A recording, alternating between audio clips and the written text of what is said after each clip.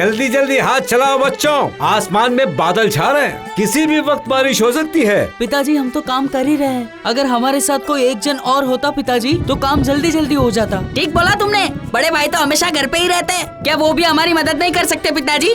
हाँ? उसको तो मैंने कितनी ही बार कहा है कि खेती बाड़ी के काम में मेरा हाथ बटाया कर, मगर वो सुनता ही नहीं है। दिन भर बिल्लियों के चित्र बनाता रहता है। तुम हाथ चलाओ, चलो चलो जल्दी जल्दी काम करो, मैं तुम्हारे बड़े भाई को लाने की कोशिश करता हूँ।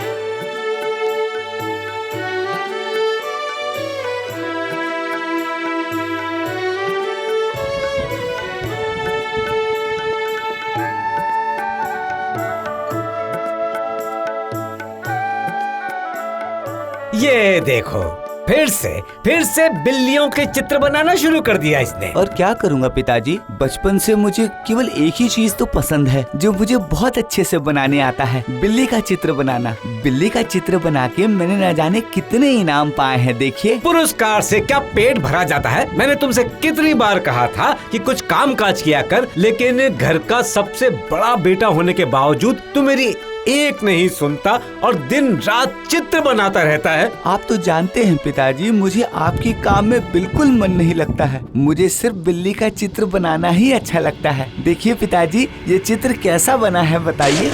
ये देखो, बरसात होने वाली है। अब तुम मेरे साथ चल, वहाँ चल के खेत पे सारे धान को संभालना पड़ेगा, वरना बारिश में सारा धान खराब हो जाएगा। नहीं पिताजी, आधा चित्र बना के मुझे फिर कोई दूसरा काम करने में बिल्कुल मन नहीं लगता, बिल्कुल मन नहीं लगता पिताजी। अच्छा नहीं लगता तो भी हमें करना पड़ेगा, जिंदा रहने के लिए ये जरूरी है बेटा।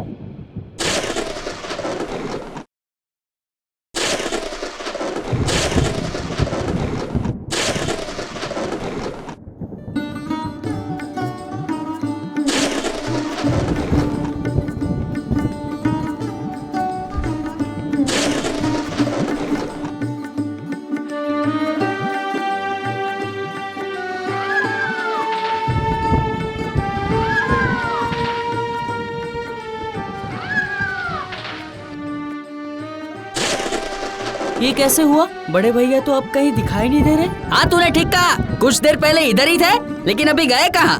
क्या हुआ बच्चों, तुम लोग रुक क्यों गए हो? कुछ नहीं पिताजी, बड़े भैया कहीं दिखाई नहीं दे रहे इसीलिए। ये तुम क्या कह रहे हो? मैंने अभी अभी उसे सर पर धान का बंडल लेकर जाते हुए देखा। चलो मेरे साथ देखते हैं। क्या करूं इस लड़के का, बारिश आने ही वाली है, जल्दी जल्दी सब कुछ नहीं किया तो सब बर्बाद हो जाएगा।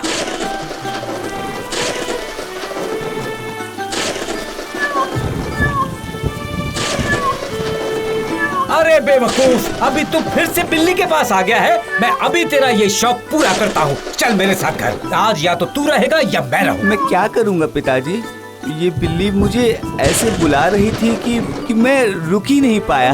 मैं उसके साथ खेले बिना रह ही नहीं पा रहा था। और वहाँ अगर सारा धान और फसल बर्बाद हो गई पानी से, क्या होगा जानता है तू? नहीं नहीं नहीं नहीं नहीं, अब मैं तुझे घर पर बिठाकर यूं खिलाने की मूर्खता नहीं करूँगा। अब मैं तुम्हें मुखिया जी के घर छोड़ कर आऊंगा, वो ही तुम्हें सीधी लाइन पर लाएंगे।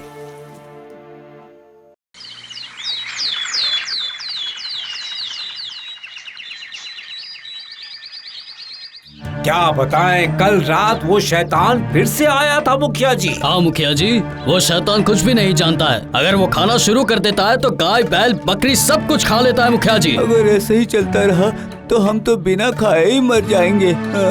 इसका कुछ न कुछ तो उपाय जरूर होगा मुखिया जी, आपको कुछ न कुछ समाधान तो निकालना ही होगा। ये सब तो मैं समझ रहा हूँ, मगर इस शैतान के बारे में कुछ भी अंदाजा लगाने में मैं असमर्थ हूँ। कहीं वो इंसान से 2 गुने होते हैं या इंसान से 10 गुना चौड़े होते हैं। अगर वो इतने भयानक और खतरनाक हैं, तो ऐसे में मैं क्या करूँगा? अब आपके पास क्या उपाय है मुखिया जी? तुम लोग चिंता मत करो, बिल्कुल मैं कोई ना कोई समाधान ढूंढ ही लूंगा। बस शाम होने के बाद ना तो तुम घर से निकलना और ना ही अपने जानवरों को घर से बाहर जाने देना, समझ गए? आपके घर आने की बजाय मैं आपसे यही मिलने चले आया मुखिया जी। अरे तुम बड़े बच्चे को लेकर क्या तुम किसी मुश्किल में हो? सच बताना। कोई तो बात है मुखिया जी, वरना मैं इस वक्त आपके पास क्यों आता? अपने बड़े बेटे से मैं पूरी तरह परेशान हो चुका हूँ। क्यों बेटा, ऐसा क्या कर दिया तुमने? नहीं मुखिया जी, मैंने तो कुछ भी नहीं किया है। मैं सिर्फ एक बिल्ली का चित्र बनाया था और मेरे पिताजी मुझे यहाँ पकड़ कर ले आए। अब बताइए क्या करूँ? यही तो समस्या है मुखिया जी, इसे ना तो घर का ख्याल है ना फसल का ख्याल है, बस दिन रात बिल्लियों के चित्र बनाता रहता है। बस इसी समस्या की वजह से मुखिया जी मैं आपके पास आया हूँ। अब आप ही इसे संभालिए और सही रास्ते पर लाइए। अच्छा किया। सुना बेटा, अब तुम्हें आज से मेरे ही साथ रहना है और मेरी कही बातें माननी है। कहीं तुम्हें इसमें कोई आपत्ति तो नहीं है ना? मुझे आप अगर बिल्ली का चित्र बनाने देंगे, मुझे किसी भी प्रकार की आपत्ति नहीं है। देखा देखा, फिर से ये बिल्लियों की बात कर रहा है। सुन रहे हैं आप? इसे बिल्लियों से पीछा छुड़ाना होगा, तभी इसका काम में मन लगेगा। आप भी कुछ कीजिए बाबा। वो तो मैं समझ गया, लेकिन तुम्हारा बच्चा बिल्लियों के चित्र बनाने में पारंगत है और यही कला उसे बहुत आगे ले जाएगी। बिल्लियों के चित्र भी भला इंसान को कहीं आगे ले जा सकते हैं, ये बात आप बिल्कुल मत भूलिएगा। अभी मुझे निकलना होगा, मैं कुछ समय बाद फिर आऊंगा और इसके हालचाल पूछूंगा। चलो चलो बेटा, मेरे साथ चलो। अब तुम्हें और हमें मिलकर सारे काम करने हैं। मैं तो गांव में पहली बार आया, क्या मैं गांव में घूमकर देख सकता हूँ? अभी नहीं बेटा, शाम ढलने के बाद इस गांव में शैतान आता है। चलो चलो जल्दी चलो, घर चले। शैतान? ये शैतान दिखने में कैसा लगता है? बहुत बड़ा चेहरा है उसका, इंसान से कद भी उसका दुगना है और मोटा लंबा इतना है कि आदमी बेहोश हो जाए उसे देखकर।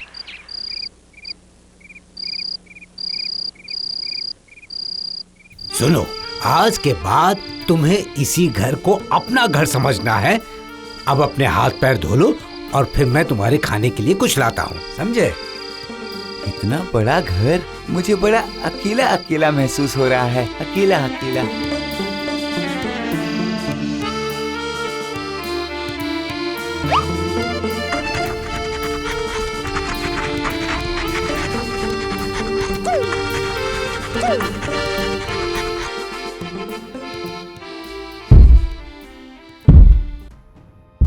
ये किस चीज की आवाज है मुखिया जी? मैंने जिस शैतान का जिक्र किया था ना, वही शैतान आ गया लगता है। सर्वनाश, शायद शैतान को ये पता चल गया है कि मैं गांव वालों को उससे बचने का उपाय बताने वाला हूँ, इसीलिए वो हमारे घर की तरफ आया है। क्या होगा मुखिया जी, क्या हम लोग बचेंगे? वो शैतान तो हमें खा लेगा पक्का।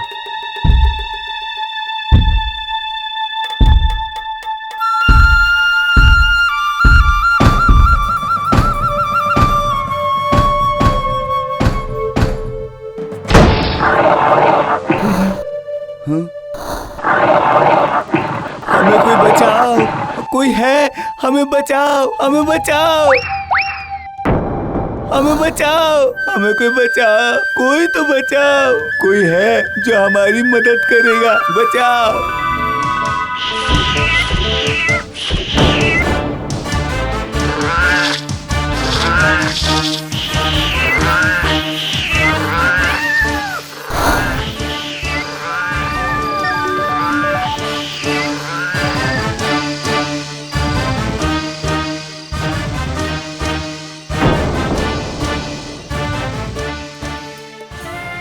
सुनो सुनो, सब लोग अंदर चले आओ। देखो देखो इस शैतान का क्या हाल हुआ है। बुरे काम का बुरा नतीजा होता है। ये सब आखिर कैसे हुआ मुखिया जी? सच कहो तो मैं खुद नहीं समझ पा रहा हूँ। न जाने कहां से मेरे घर में बिल्लियां आईं और इस शैतान चूहे पर आक्रमण करके इसे मार डाला। आपको तो कभी बिल्ली पालते नहीं देखा मुखिया जी, आपके घर में बिल्लियां कैसे आ गई? मैं ये नहीं समझ पा रहा कि मेरे घर पे बिल्लियां आई कहां से। ये क्या, ये सब कैसे? ये तो मैं थोड़ी देर पहले ही बनाया था मुखिया जी। समझ गया, सब समझ गया, ये सब तुमने किया है। हमारी रक्षा और कोई नहीं कर सकता था, बस ये रक्षा पूरन ने की है। लेकिन मैंने बिल्ली का नाखून ऐसे तो नहीं बनाया था, उनका भाव आखिर बदल कैसे गया? अब समझ में आया।